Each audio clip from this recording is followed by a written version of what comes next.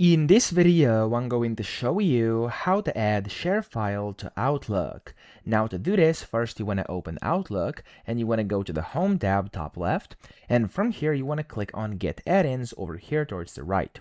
When you do this, you want to go to All and then to the search box top right, and you want to type in ShareFile. When you do this, click on ShareFile and click this Add button over here.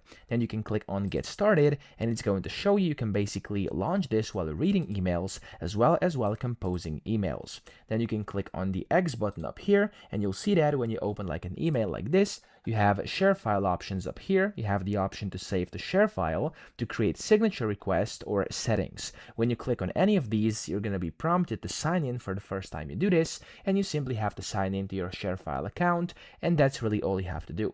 Now, if you're actually composing a new email, so if I click on a new email up top over here, it's going to also start, of course, a new email, and it's going to allow me to use it in there as well, okay? So that's how it works. I hope this video helped you out. If it did, please subscribe to the channel and help me out as well.